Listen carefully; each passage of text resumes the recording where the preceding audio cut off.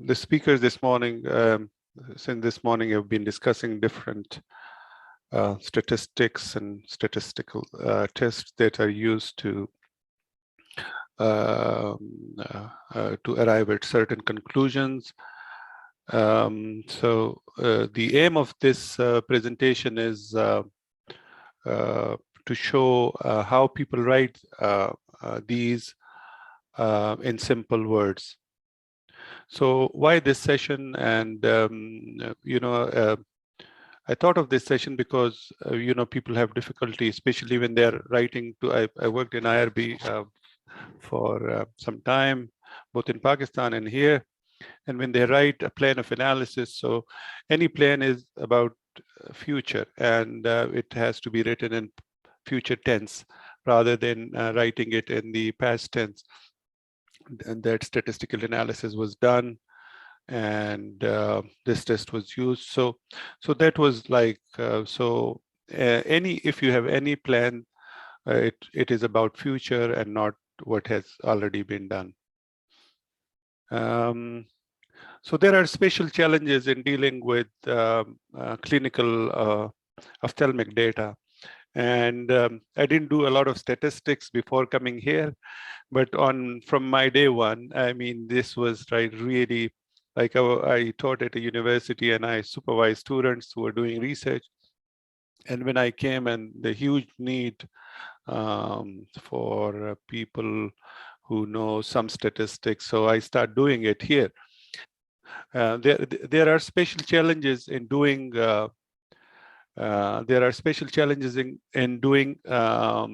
statistics in ophthalmology. There are too many variables. Ophthalmology, the anterior segment has many more variables, maybe than many fields in public health. And there are multiple comparisons.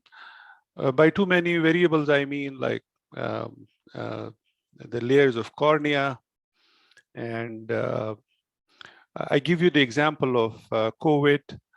And COVID was all about 4 or 5 variables. I mean, social distancing, the use of mask, the use of sanitizer, and quarantine.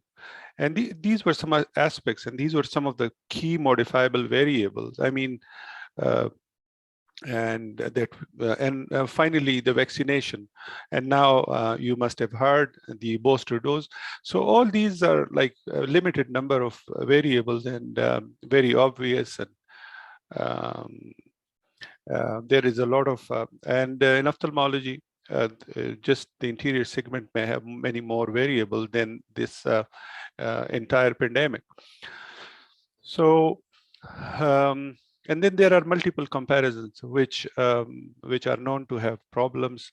Like, for example, if these statistical significance tests are being run again and again, some correction have to be made, and that also makes it challenging. The data sets are small. One fellow recently told me that he has a very small data set, and it wouldn't be a problem for a statistician to solve it or to analyze the data. And I told him it will be a problem, because small data sets, you have to run all these assumptions. And unless those assumptions are met, all the statistical analysis can be wrong. Dr. Ahmad Musa has hinted or mentioned the data from both the eyes. And this is also a big problem. Like these, if you're going to take care of both the eyes in an analysis, these involve very high level of statistics. And so what people do is they would include one eye, and they would lose that information for the other eye. Or they include the better eye or the worse eye, but not both eyes at the same time in the analysis, because the analysis is complex. And then we also have these problems with unbalanced data, like the fall. Dr. Tenin rightly mentioned about the repeated measures, and when we can use them. And One of the problems we have is like a patient comes, they don't come at fixed follow-up, like day 1 week, 1 month, 3 months, 6 months, 1 year, 18 months, and 2 years. They would come at their own will, depending upon holidays and their own schedule. The doctors have their own schedule and they have to be matched. So any appointment that is made depends upon um, the health of the patient, as well as the feasibility of visiting the hospital for any follow-up. So, we don't get these fixed 1 day, 1 week, and 3 month and 6 months kind of data. So that's also a big challenge. So that's why doing statistics in ophthalmology is very, very challenging. And particular attention needs to be paid by the writers, the authors, the statistician, researchers to all these details. So what is the general format of a plan of analysis? As I mentioned, it is to be written in future tense because it's a plan. So the software that you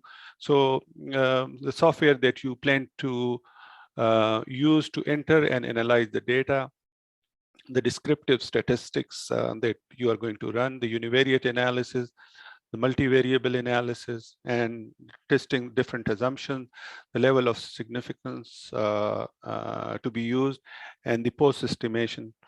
So this is a kind of general format being used in the manuscripts involving all these levels. Many people will stop here at the descriptive statistics level, and that's the univariate analysis. The multivariable analysis is not done, and then the post-estimation is really done. So it depends upon your situation and depend upon your need, but I'll just give you some of the examples from published literature and how people write it in their manuscript. So we talk about, if we're talking about plan of analysis, we have to write, if you're applying for IRB, don't write to IRB that the data was analyzed, otherwise it will create doubts in IRB's mind that the research has been done without informing us. The other, so this is an example of how you cite a software, how you mention a software, like SPSS is a popular data analysis software, and the company name is IBM. So now it is called IBM SPSS Statistics. There was a time it was called SPSS. Now it's called IBM SPSS. And the version we currently use is 27, but when this paper was published, they used version 24. Name and version of the software, who owns the company, and all these details have to be mentioned. And this is a complete, mention. So IBM's SPSS Statistics version 24 was used to analyze the data. This is another example. Data were entered using Microsoft Excel, and you give the version of it, and then the name of the corporation, the company, and its address, and analyzed using Stata 16.1. So this detail is required. And it's important, like we need to provide this detail. So this complete sentence. In the department, we use Microsoft Access to 2010 or 2016, whatever, you need to provide that detail. So that means if you are able to write only this part, you are able to write like a significant proportion of the analysis section. And then these descriptive statistics, which are knowledgeable by statisticians mentioned to you in the previous presentations. So for example, if you plan to make a table like this, or if you did a table like this, So what you need to write in the statistical analysis part, frequencies, percentages, and means with standard deviation were computed to describe the study population or eyes. So for example, in the first row, age of the participants has been described in terms of means plus minus standard deviation. Gender in terms of numbers here, but you can always include numbers and proportions. Number of anti-glaucoma drugs, mean plus minus standard deviation. Axial length, again, mean plus minus standard deviation. So it also depends upon the distribution of these variables. If they are normally distributed, use mean. Use mean plus minus standard deviation. And if the distribution of these variables is not normal, then use the alternative like median and interquartile range. And some people have this, like if the number is sufficiently large, then they use mean. So this sentence is important, and this is almost part of every manuscript. Frequencies, percentages, and means with standard deviation were computed to describe the study population or eyes. This is an example from a published study where they have used for continuous variables, means with standard deviation were calculated, and variables which were not normally distributed. For example, if age is not normally distributed, then you use median and with 25th and 75th percentile, which is also the difference between 75th and 25th percentile is called interquartile range. So these sentences are very important. Just kindly pay attention to details, and this will really help.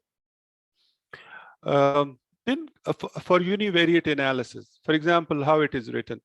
Chi-square test was used to compare the proportions. For example, if you're comparing proportion, the risk of COVID mortality among men and women. If you're comparing the two mortality rates, or these are proportions, then you use chi-square test. Mann-Whitney U-test was used to compare the continuous variables between two groups. Here, the Mann-Whitney test has been used because the assumptions of student t-test were not fulfilled, and that's why you use Mann-Whitney U-test. So it's very important, like if the data is normally distributed, then you use the parametric test. And if it is not, if those assumptions are not met, then you use the non-parametric tests. Okay, this is an example of the chi-square test. A species will give you this output, and the outcome is mentioned in the column, and the explanatory variable is gender. It is mentioned in row. And as you can see, the chi-square test, the significance is 1. So these are quite similar. As you can see, the event, like the failure rate in these two groups, like 30.6% in one group, 30.6% in the other group. So both have similar proportion of the failure.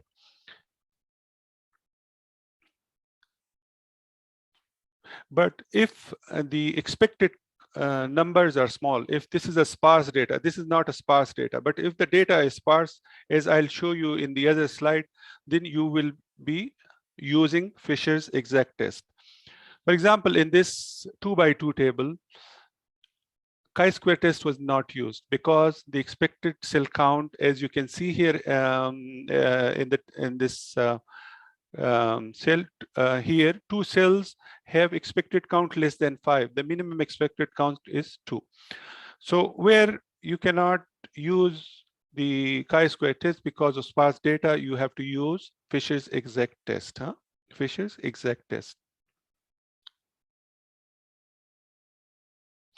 Please be more specific when you use and where you use these tests. For example, proportions were compared using chi-square test. So this is a very generic statement. And you can make it more specific by saying, for example, the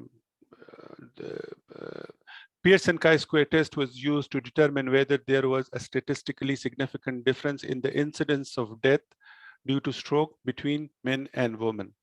And as I mentioned, if the data is sparse in the 2x2 table, as I highlighted in the previous example, then you can use Fisher's exact test. This is this is a Kaplan-Meier graph, and you can see these two curves, and this is the p-value for this, and the test that is used is log rank test. Log rank test was used to compare survival function between the two groups. Log rank test was used to compare survival between the two groups. So you need to, rote memorize these sentences, 6 or 7 or 8 sentences, and that would make your life a lot easier. This is another example from New England Journal of Medicine, and they've done the multivariable analysis, and multivariable analysis was performed to assess the association between severe asthma and elevated serum YKL-40 levels. So the outcome is severe asthma, and the exposure or the variable of interest is elevated serum YKL-40. And they also need to adjust for other variables, and they have mentioned it. So all you need to do is to memorize these and understand 10 or 20 sentences. This is an example of binary logistic regression used in one of the studies from KKESH. This was published in Nature Scientific Report. So what are the risk factors for IOL exchange? So the outcome is IOL exchange, and different risk factors are being investigated. And this is an example of a typical table for binary logistic regression analysis, and yeah, and on these are the variables or risk factors for IOL exchange, and in this here, yes, okay, the crude odds ratio. So you have two kinds of odds ratio: the crude odd ratio and the adjusted odd ratio. The crude odd ratio. So what we do is not all odd ratios. You're extending your time. 2 minutes I have? Yeah, 2 minutes. Okay. So the crude odds ratio, as you can see, all these crudes. So there is an odds ratio for every variable or for every risk factor, but here only a subset have been taken to the multivariable analysis, and they have been mutually adjusted. So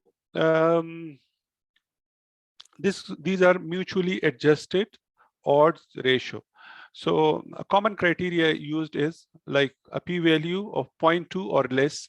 All those variables are taken to the next step, and this is the adjusted odds ratio, like the left two columns, the adjusted odds ratio along with their p-values.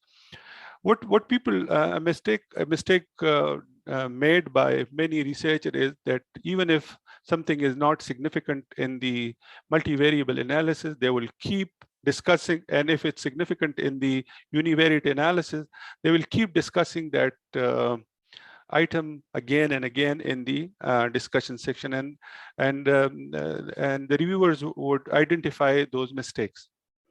Okay, so is age a confounder in the association between IOL exchange and adverse event rate? So if somebody had adverse event during surgery, they're more likely to have IOL exchange. So is age a confounder for this relationship?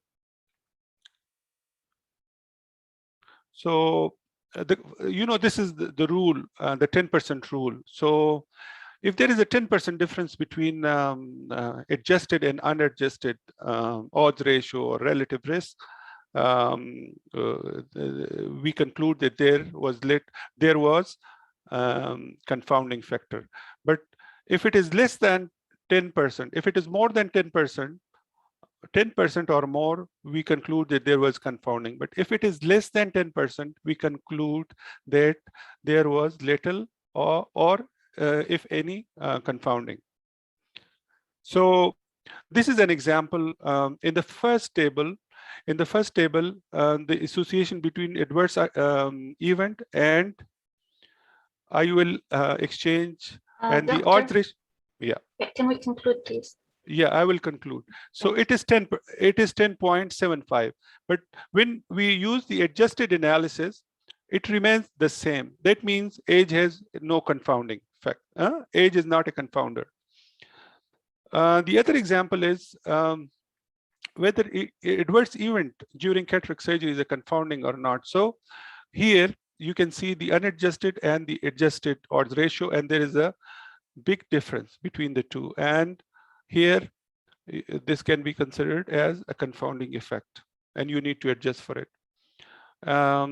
So this is a more advanced concept. I would not touch upon it, but it means like if somebody is 50 and he has two comorbids and is not or has received one dose of vaccination, what is his probability of developing COVID in the next 6 months or 1 year? So that is post estimation based on the model.